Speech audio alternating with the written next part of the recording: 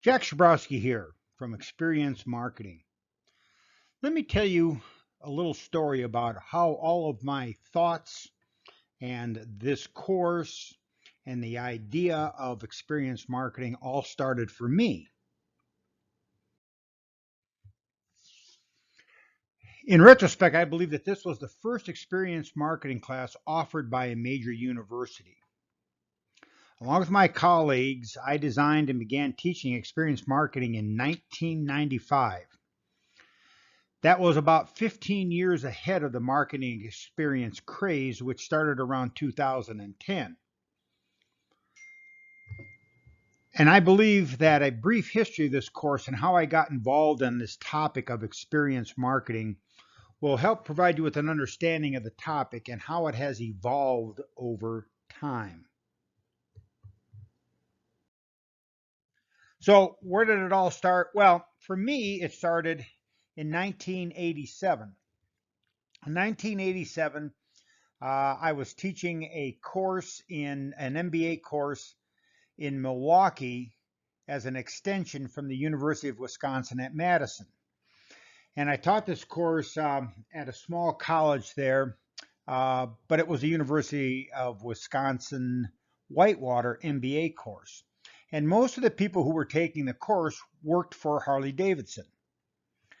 And so we were talking about the Harley Davidson factory and the Harley Davidson brand and a number of other things. And so some people from Harley Davidson invited me to take a trip to Harley Davidson and their test track. So I went and visited, and we were talking about the Harley Davidson motorcycle. And of course, if you're familiar with Harley Davidson, they always say that Harley Davidson does not make motorcycles, it makes Harley Davidsons. And Harley Davidsons are different from motorcycles. Now, if you've ever been around someone who is a Harley Davidson owner, you'll understand what they mean. People who drive Harley Davidsons would never drive any other sort of a motorcycle. And so I was talking to the engineers at Harley Davidson, and I was asking them about the fact that the Harley Davidson motorcycle had a number of unusual visual and sound related cues. So when you go to a stoplight, you'll always know if the motorcycle that pulls up next to you is a Harley Davidson. The fastest way to determine that is to watch the handlebars. If the person has their hands on the handlebars and the handlebars are shaking, then it's a Harley Davidson. If the handlebars aren't shaking, then it's probably a Harley Davidson wannabe. Now, the reason that the Harley Davidson motorcycle shakes when it is parked at a stoplight is because there is a natural partial miss in the engine. And that's from the early days of Harley Davidson. Now, in the modern technology, Harley Davidson could have easily got that out of the motorcycle. It's a four-stroke, two-cylinder motorcycle, and so they could have easily figured out how to get that out. But that's part of the Harley Davidson sound. So when you're at a stoplight and it's a Harley Davidson next to you, it sounds almost like it's going to stall all the time. Well, so they said, as engineers at Harley Davidson, they can do whatever they want to the motorcycle, but at the end of the day, it still has to look like a Harley Davidson. And the Harley Davidson design is a basic hardtail design. Now they make soft tail motorcycles. That is a motorcycle that has the rear axle on shock absorbers, but it has to look like it doesn't. It has to look like a hardtail motorcycle. All Harley Davidsons look like hardtails. And it has to sound like a Harley Davidson. That natural miss in the engine has to sound like a Harley Davidson. And so, so they say as long as it looks like a Harley and sounds like a Harley, we can do whatever else we want to it. And at the end of the day, it was an interesting experience because Harley Davidson's not the most reliable motorcycle. It is not the fastest motorcycle. It is not the smoothest running motorcycle, but it is the favorite for a large portion of the U.S. population who consider it true Americana, and they would never give up their Harley Davidson experience for any motorcycle experience. So I learned a little bit about managing and designing products to create a particular interaction or feeling and look about them for the customer. Then I moved forward to 1990. In 1990, I was here at UNLV, and I ended up with a consulting job at Brookfield Zoo in Chicago, Illinois. Now, those of you from the Midwest might be familiar with Brookfield Zoo. It's one of the most famous zoos in the country. But they were struggling and needed some help. And so the president of the university at the time offered my services for free to Brookfield Zoo. And then called me and asked me if I would be willing to do that. Of course, at that point in time, the answer was, of course, yes. So I traveled to Brookfield Zoo in the suburbs of Chicago and spent about 4 or 5 days at Brookfield Zoo with the person who owned the zoo. I mean, it's the person who ran the zoo. It was a zoologist.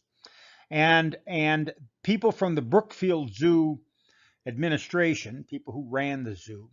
And then people from McDonald's, which is in Oak Park or Oak Brook, which is right around the corner from Brookfield Zoo and is a partner with Brookfield Zoo. And the people from the San Diego Zoo. And so when we were at the zoo, I learned a lot about this notion of an experiential product, because going to the zoo is an experiential product. It is not a services product, and it's not a functional product, and it's not a social product. Going to the zoo is all about experiencing the zoo. Now, and so there's a lot of things to think about when you think about the zoo. First off, what are the animals that you want to see when you go to the zoo? Well, for many of you, the answer would be the big cats, or the elephants, or the giraffes, or the zebras, or maybe something that or maybe it's the gorillas and the baboons and the big apes. It is typically something that you don't ordinarily see in everyday life. And so when I was at Brookfield Zoo, we spent a lot of time talking about why people go to the zoo. And so I was talking to the zoologist, and I said to the zoologist, "Why do people come to the zoo?" And he said, "To become educated about the animals." And I thought to myself, that seems like an unusual answer. I said, really? I said, I thought people came to the zoo to be entertained, to see something they had never seen before, and to be entertained. And he said, no, they come to learn about the animals.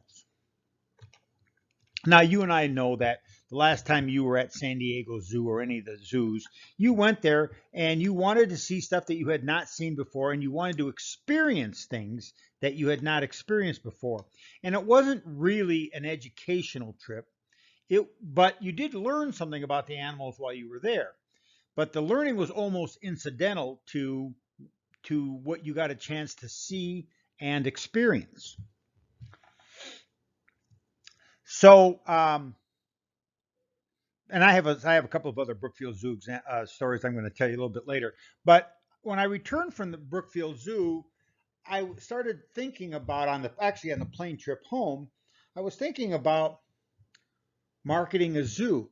And to market a zoo, and I'd learned a little bit of, I spent a lot of time with the people from San Diego Zoo, and the people at San Diego Zoo do a great job of marketing the zoo experience. And so when I got home, I started thinking about this notion of marketing something that was an attraction. And if you start thinking about it, Las Vegas is an experience. a zoo is an experience. And I started thinking about other things that were experiences. For instance, in sports marketing, a sporting event is truly an experience. I didn't really call it experience at the time, but when I got home, I decided to look at the literature to see what people had written about this notion of sort of entertainment or entertainment marketing kinds of things. I finally stumbled across a journal article called The Strategic Brand Concept Image Management by Siwan Park, Brittany Jaworski, and Deborah McGinnis. Now, it turns out that I know Siwan a little, and one of our faculty members, Dr. Naylor, is good friends with Brittany Jaworski and Deborah McGinnis. So I read the article, and I have a little video. You can watch the video on what the article is all about. But then a little bit later on, and so I started thinking about this, and for about 5 or 6 or 7 years, I thought about this whole idea. Now, interestingly, so we started this course in 1995 called Experience Marketing. In 1998, Pine and Gilmer came out with their book, or their Harvard Business Review article called The Experience Economy. And they framed things out in sort of the way that I had been thinking. And then later on in 1999, a year later, they wrote a book. They turned that journal article into a book called The Experience Economy. And then a little bit later in the same year, Bernd Schmidt, a faculty member at Columbia University in New York, wrote Experiential Marketing, the book.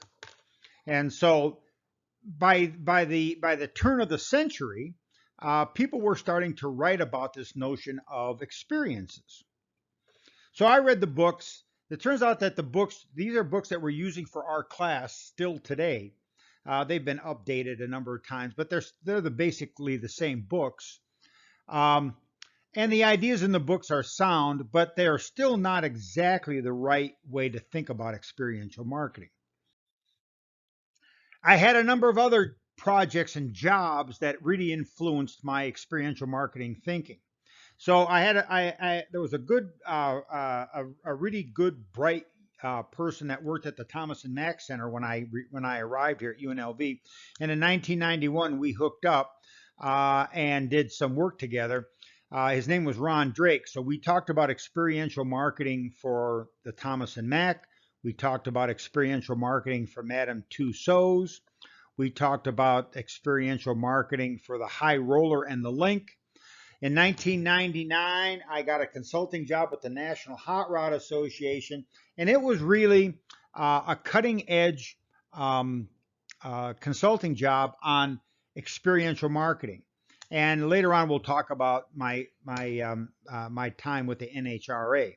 The NHRA, by the way, stands for the National Hot Rod Association, and they're the drag racing organization. In 2002, I got a chance to go to the Winter Olympics in Salt Lake City and experience the Olympics for the very first time.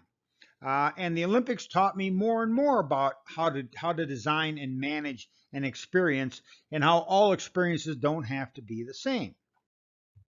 Some other projects and consulting jobs that I've had over the years has included the Las Vegas Stars AAA minor league baseball team, which is now over the years evolved into the Aviators. We did more work with the Thomas and Mack. I did a consulting job with the Fremont Street Experience. Of course, I'm on the board of advisors for the Mob Museum. We did work with the East Fremont Street Project, the Downtown Las Vegas Association. We did a big project for downtown North Las Vegas. I have a couple of funny stories about that for you. Along with a person by the name of Keith Schwer, who passed away maybe about 10 years ago. I did a project with the Hoover Dam.